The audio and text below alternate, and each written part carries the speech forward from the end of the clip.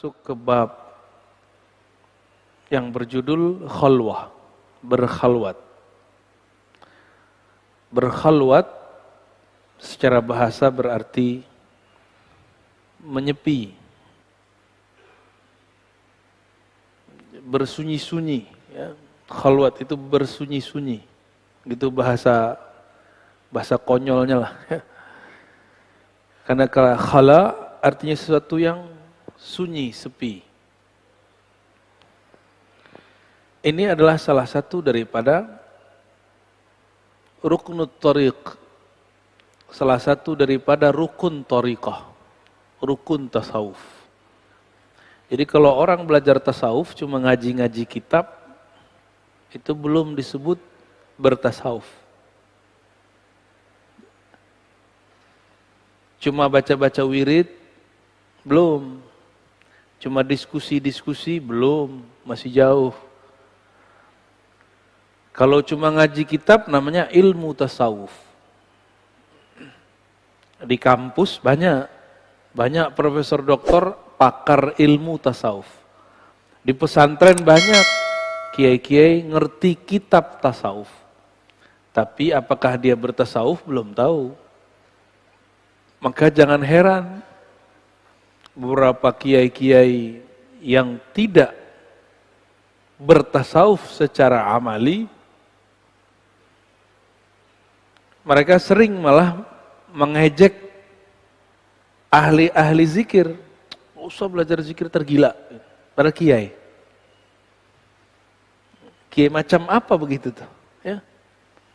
Berhenti aja jadi kiai ya. Kalau enggak mengerti, uskut.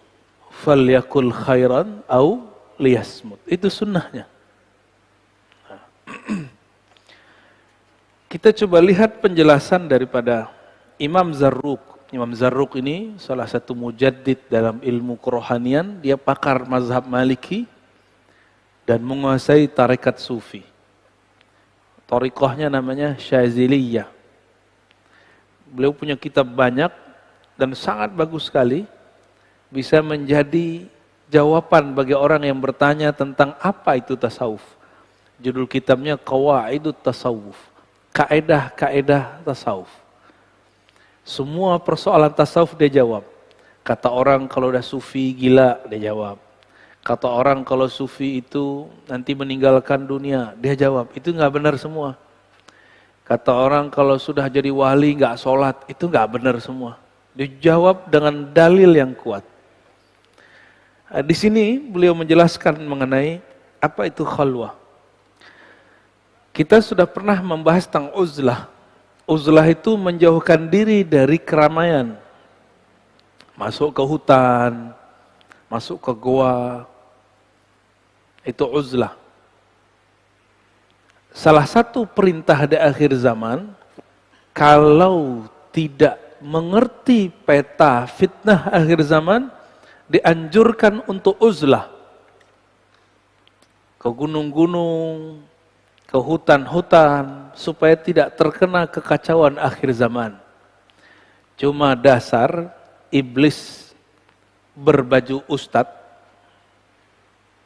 manfaatin ustadz yang bahas akhir zaman. Akhirnya mereka sekarang lagi buat rumah akhir zaman. Gimana buatnya? Buatnya tengah bukit atau tukah kebun buat perumahan. Itu bukan yang Nabi maksud.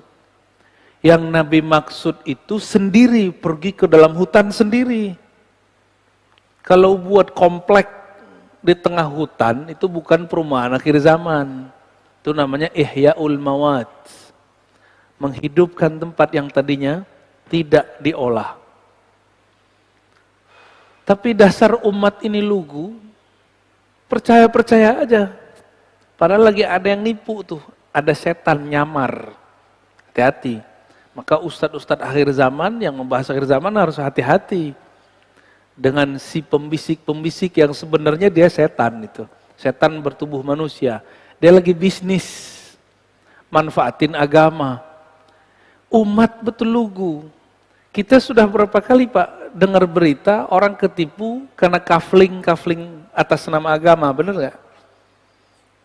Maka saya mengajak agar umat jangan terlalu lugu, jangan mudah ditipu dengan penampilan. Mulai kritis, jangan kritis sama dalil doang, mana dalilnya.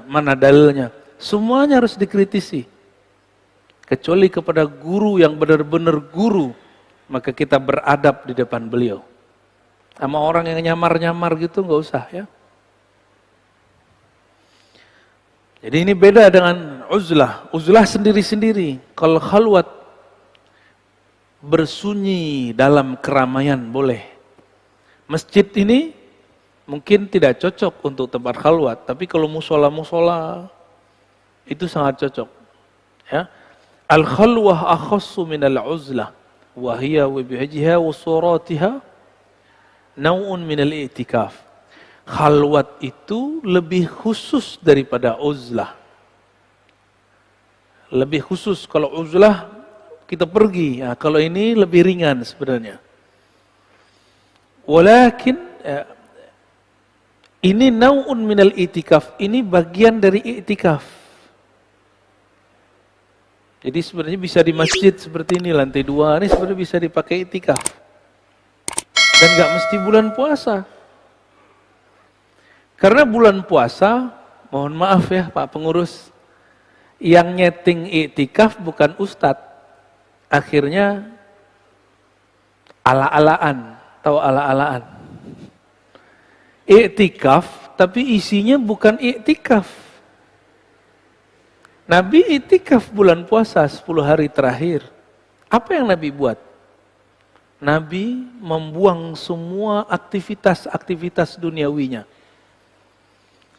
Handphone disimpan pastinya, ya. Itu bid'ah itu, lagi itikaf kok masih pakai handphone. Apalagi kajian dikurangi. Cukup kajian-kajian yang mengarah kepada tazkiyatun nafs, merawat kolbu. Harus dikurangi. Jangan banyak muzakarah. Pengajiannya cukup 2 kali aja, pagi atau malam gitu.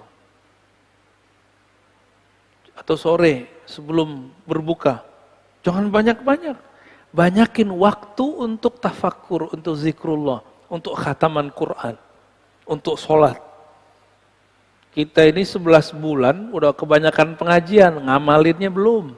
10 hari aja ngamalin. Maka ada namanya kurikulum i'tikaf. Nanti kalau mau buat i'tikaf di sini saya kasih kurikulumnya, dan saya ijazahkan. Nanti kita ada namanya risalatul i'tikaf, risalah i'tikaf. Ada panduannya dari bangun tidur sampai mau tidur lagi. Bahkan kalau perlu nggak usah tidur. Cuma 10 hari. Dan seumur hidup saya, itulah hari-hari terindah selain mengaji ma'rifatullah. Jadi hidup saya 2 aja. Ngaji ma'rifatullah itu nikmat sekali. Yang kedua i'tikaf. I'tikafnya sudah nggak ngajar. Jadi nggak direcokin lagi sama jamaah. Kalaupun ngajar, yang kita ajarkan itu panduan i'tikafnya. Ngapain lagi i'tikaf? Ini zikir yang diamalin, ini adab yang dipakai. Itu nikmatnya bukan main. Kalau orang bilang lagi kasmaran, hanya aku dan engkau. Itulah yang terjadi kalau lagi i'tikaf. Hanya aku dan engkau ya Allah. Nikmatnya bukan main. Man lam yazuk lam ya'rif. Yang enggak tahu, enggak pernah coba, enggak akan pernah mengerti. Tapi kalau yang pernah coba i'tikaf Allah itu, mengerti maksud saya. Ya. Nau'un minal i'tikaf, dia salah satu bagian yang mirip dengan i'tikaf, bedanya tidak mesti di masjid. Jadi khalwat itu boleh di tempat yang di rumah. Di rumah kita ada ruang sholat, boleh. Cuma kalau di rumah kayaknya susah ya. Baru mau putar tasbih, anak datang. Kalau enggak, emaknya anak. Kalau nya ibu-ibu, bapaknya anak-anak datang. Neng. Jadi nggak jadi.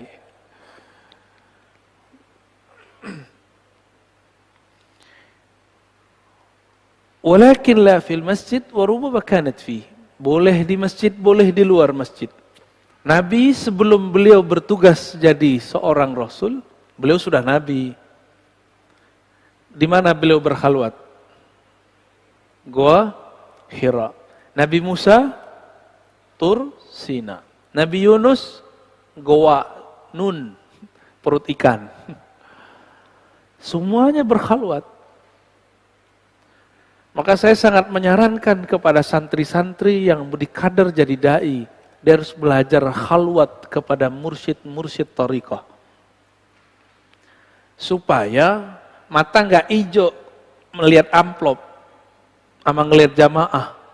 Bagi dia sama aja, mau jamaah banyak, mau sedikit sama. Kalau si dai ini tidak kenal Allah, tidak mengenal bahwa Allah ini maha memberi rezeki, maka dia marah jika kurang dihargai dengan amplop yang tipis. Ini serius Pak. Tapi kalau dia kenal Allah, dia datang suatu tempat bahkan gak dikasih apresiasi apa-apa, gak dikasih honor, apa. Dia tahu rezekiku tidak kemana. Berarti setelah ini akan ada ghanimah di tempat lain. Itu kalau dia kenal Allah. Cuma kalau nggak kenal Allah, ya salam. Jadi masjid dipandang lewat amplopnya. Mohon maaf, ini curhat para ustadz. Ya orang masjid jangan uji juga ustadz. Antum bukan yang uji ustadz, yang uji ustadz itu Allah langsung ya. Tapi kalau itu kejadian para dai, dia kalau sudah sering berkhalwat bersama Allah, maka dia akan lebih kenal kepada Allah. Kalau dia sudah kenal Allah, dia sudah tahu pola-pola Allah memberi rezeki. Ya. Jadi jangan jadi ustadz dai penceramah dulu kalau belum pernah khalwat. Minimal 40 hari, 10 hari, 10 hari, 10 hari, 10 hari. Ya, mau jadi ustadz kan? Khalwat dulu, ini santri saya nih. Dulu belum bisa baca kitab sampai bisa baca kitab. Nggak ngerti di luar. Bahasa Arabnya sama kayak orang di luar negeri. Kelas 5 itu kelas berapa tuh? Kelas 2 ya. 2 SMA atau kelas 1 SMA saya udah ngajar pakai bahasa Arab. Mereka itu. Cuma kita kasih tahu dari dulu. Ustadz itu nggak hanya bisa baca kitab kuning. Nggak hanya yang bisa bahasa Arab. Kalau bisa bahasa Arab doang, orang Arab baru lahir bisa ngomong bahasa Arab. Bener? Ya, yang tinggal di Condet mah bisa pakai ane ente, kif haluk, ya bisa. Bukan itu. Ad-da'i ilallah, orang yang mengajak kepada Allah adalah orang yang tahu jalan kepada Allah. Saya mau ngajak Bapak Ibu ini ke puncak. Tapi nggak tahu jalan ke puncak, diajak ke Banten. Kebetulan di sana ada namanya puncak. Tersesat nggak? Muter-muter nggak? Oh itu kejadian. Saya datang ke suatu tempat, kita bilang ke sopir angkot, Pak, saya mau charter Anda. Tapi kamu tahu nggak alamat ini? Oh saya tahu. Beneran? Tahu? 3 kali saya nanya. Oh saya tahu. Kita diajak ke selatan padahal kita mau ke utara Pak. Itu kejadian. Maka da'i ini ada 2. Ad-da'i ilallah. Da'i kepada Allah. Ada da'i ila ghairillah. Ada da'i yang mengajak kepada selain Allah. Yaitu ingin memperkaya dirinya. Ingin memperbanyak jamaahnya. Membangun branding-branding yang gak penting. Yang tidak asasi. Ya, taib. Wa aktsaruha 'indal qaum la haddalah, lakin sunnah tushiru ilal arba'in bi muwa'adati Musa alaihissalam. Berapa lama iktikaf atau khalwat itu? Tadi saya nyebutnya berapa? 40 hari. Ditulis pada sini. Sebenarnya la hadda 'indal qaum. Ulama-ulama ahli zikir tidak pernah membatasinya. Namun idealnya 40 hari. Seperti Sayyidina Musa. Sebenarnya juga khalwatnya Sayyidina Musa tidaklah 40 hari. Hanya 30 hari. Tapi adab yang ada pada Sayyidina Musa, beliau nggak boleh siwak. Nggak boleh gosok gigi. Begitu di riwayatnya. Selesai berkalam-kalam dengan Allah, itu Nabi Musa nggak tahu makan apa enggak atau 30 hari. Udah sama Allah aja. Tiba-tiba berhenti dialog dengan Allah, dia merasa mulutnya bau. Maka dia ambil akar siwak, dia bersihkan. Berarti dia masih sibuk kepada selain Allah. Maka turunlah Sayyidina Jibril bawa perintah dari Allah, "Hai Musa, sempurnakan 10 hari lagi." Jadi para nabi itu dulu kalau melanggar adab, itu tambah itikaf 10 hari, satu adab. Itu nabi dahulu, Pak.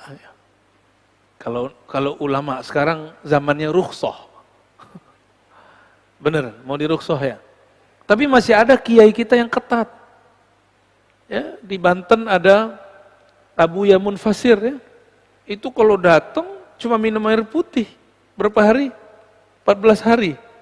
Ajib. Itu beliau orang lama hidup di zaman modern gitu-gitu. Paham gak maksudnya? Itu orang harusnya hidupnya di zaman sebelum Nabi Muhammad. Tapi adanya sekarang, Pak. Itu yang disebut salaf beneran tuh. Ya. Orang salaf tuh begitu.